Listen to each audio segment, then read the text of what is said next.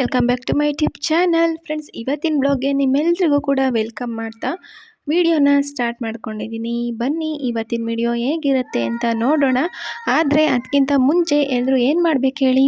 ಹೌದು, ನೀವೆಲ್ಲರೂ ಕೂಡ ದಯವಿಟ್ಟು ಸಬ್ಸ್ಕ್ರೈಬ್ ಮಾಡಿಕೊಂಡು ಈ ವಿಡಿಯೋನ ಕೊನೆ ತನಕ ನೋಡಿ, ಎಲ್ಲೂ ಕೂಡ ಸ್ಕಿಪ್ ಮಾಡೋದಕ್ಕೆ ಹೋಗಬೇಡಿ ಅಂತ ಹೇಳ್ತಾ ಪ್ಲೀಸ್ ನನಗೆ ಸಪೋರ್ಟ್ ಮಾಡಿ. ಹಾಗೆಯೇ ಫ್ರೆಂಡ್ಸ್, ಇವತ್ತು ನಾನು ಬೆಳಗ್ಗೆನೇ ಡ್ರಮ್ ಎಲ್ಲವೂ ಕೂಡ ತೊಳ್ಕೊಳ್ತಾ ಇದ್ದೀನಿ.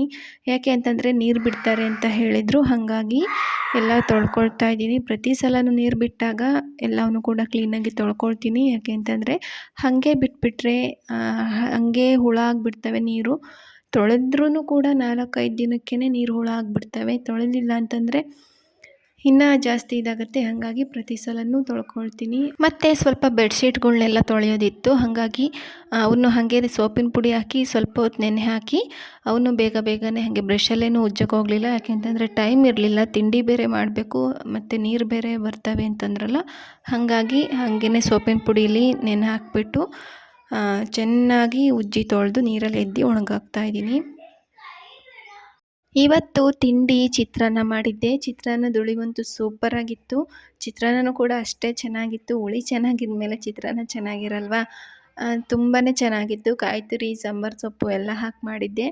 ಚಿತ್ರಾನ್ನ ಅಂತೂ ಸೂಪರಾಗಿತ್ತು. ಹಾಗೆಯೇ ಈ ಕಡೆ ಹಾಲು ಕಾಯೋದಕ್ಕೆ ಇಟ್ಟಿದ್ದೀನಿ. ಅನ್ನನೂ ಕೂಡ ಆವಾಗಲೇ ಮಾಡಿ ಇಟ್ಟಿದ್ದೆ. ತಿಂಡಿ ತಿನ್ನೋದಕ್ಕೆ ನಮ್ಮ ಯಜಮಾನ್ರು ಇಲ್ಲ, ನಮ್ಮ ಅತ್ತೆನೂ ಇಲ್ಲ. ಇಬ್ಬರು ಕೂಡ ಬೆಳಗ್ಗೆನೇ ಕೆಲ್ಸಕ್ಕೆ ಹೋಗಿದ್ದಾರೆ. ನಮ್ಮ ಅತ್ತೆಗೆ ಬೇಗನೆ ಕೆಲ್ಸಕ್ಕೆ ಹೋಗಿದ್ದಾರಲ್ಲ, ಅವ್ರಿಗೆ ಅಲ್ಲೇ ಊಟ ಕೊಡಲ್ಲ ಮಧ್ಯಾಹ್ನ.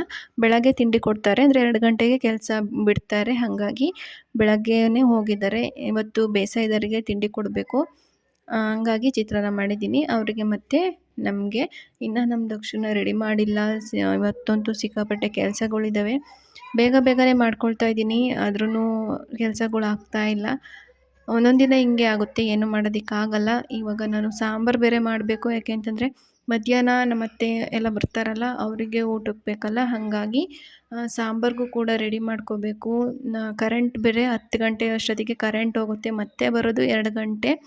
2 ಗಂಟೆಗೆ ಸಾಂಬಾರು ಮಾಡೋಣ ಅಂತ ಹೋದರೆ ಅಷ್ಟೊತ್ತಿಗೆ ನಮ್ಮ ಅತ್ತೆಯವರೆಲ್ಲ ಬಂದಿರ್ತಾರೆ. ಅವರಿಗೆ ಊಟಕ್ಕೆ ಲೇಟ್ ಆಗುತ್ತೆ, ಆವಾಗ ಅಡುಗೆ ಮಾಡೋದಕ್ಕೂ ಆಗಲ್ಲ. ಹಾಗಾಗಿ 10 ಗಂಟೆಗೆ ಕರೆಂಟ್ ಹೋಗೋವಷ್ಟೊತ್ತಿಗೆ ಖಾರಕ್ಕೆಲ್ಲ ಹಾಕಿಟ್ಕೊಳ್ಳೋಣ ಅಂತ ಸೊಪ್ಪು ತಂದಿತ್ತು. ಸೊಪ್ಪನ್ನ ಸೋಸ್ಕೊಳ್ತಾ ಇದ್ದೀನಿ. ಸೋಸ್ಕೊಂಡು ನೀಟಾಗಿ ತೊಳ್ಕೊಂಡು ಸ್ವಲ್ಪ ಸೊಪ್ಪನ್ನು ಮಾತ್ರ ಬೇಯಿಸ್ಕೊಂಡು ಖಾರ ರುಬ್ಬಿಟ್ಕೊಳ್ತೀನಿ.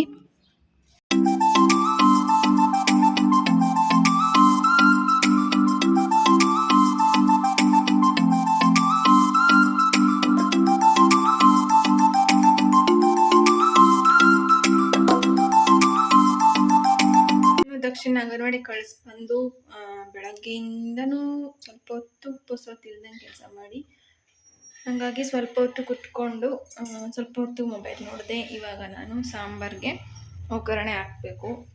ಖಾರ ಎಲ್ಲ ಆವಾಗಲೇ ರುಬ್ಬಿಟ್ಟಿದ್ನಲ್ಲ, ಇವಾಗ ಖಾರ ಎಲ್ಲ ಹಾಕಿ ಒಗ್ಗರಣೆ ಹಾಕಿ ಮಳಿಸಿದ್ರೆ ಸಾಂಬಾರು ಕೆಲಸ ಮುಗಿಯುತ್ತೆ. ಮತ್ತು ಪಾತ್ರೆ ತೊಳ್ಕೊಬೇಕು. ಪಾತ್ರೆ ಒಂದು ತೊಳೆದ್ರೆ ಇನ್ನು ಮಧ್ಯಾಹ್ನದವರೆಗೂ ಫ್ರೀ ಇರ್ತೀನಿ. ಮಧ್ಯಾಹ್ನ ಮೇಲೆ ಆಮೇಲೆ ಅನ್ನವನ್ನು ಮಾಡಿಕೊಂಡ್ರೆ ಮತ್ತೆ ನೈಟ್.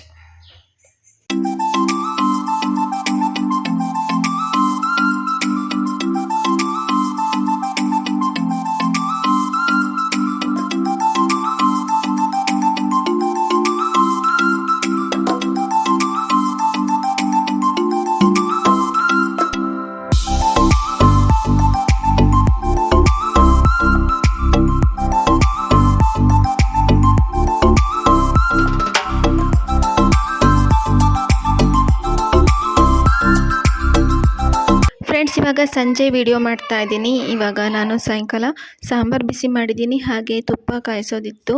ಬೆಣ್ಣೆ ಒಂದು ವಾರದಿಂದ ಹಾಗೆ ಇಟ್ಟಿದ್ದೆ, ಹಾಗಾಗಿ ಅದನ್ನು ಕೂಡ ಕಾಯೋದಕ್ಕೆ ಇಟ್ಟಿದ್ದೀನಿ. ನಾನು ಮತ್ತೆ ಮಧ್ಯಾಹ್ನದಿಂದ ಏನೂ ವಿಡಿಯೋ ಮಾಡಲಿಲ್ಲ, ಸುಮ್ಮನೆ ಬಿಟ್ಟೆ. ಹಾಗಾಗಿ ಇವಾಗ ವಿಡಿಯೋನ ಎಂಡ್ ಮಾಡ್ತಾ ಇದ್ದೀನಿ. ಪುಟಾಣಿದೊಂದು ವ್ಲಾಗ್ ಮಾಡಿದ್ದೀನಿ. ಪ್ಲೀಸ್ ವಿಡಿಯೋ ಇಷ್ಟ ಆದರೆ ಅಂದರೆ ಲೈಕ್ ಮಾಡಿ, ಶೇರ್ ಮಾಡಿ, ಹಾಗೆ ಕಮೆಂಟ್ ಮಾಡಿ. ಈ ವಿಡಿಯೋನ ನಿಮ್ಮ ಫ್ಯಾಮಿಲಿ ಮೆಂಬರ್ಸ್ಗೂ ಕೂಡ ಶೇರ್ ಮಾಡಿ ಅಂತ ಹೇಳ್ತಾ ಈ ವಿಡಿಯೋನ ಇಲ್ಲಿಗೆ ಎಂಡ್ ಮಾಡ್ತಾ ಇದ್ದೀನಿ. ಪ್ಲೀಸ್ ಸಪೋರ್ಟ್ ಮಾಡಿ.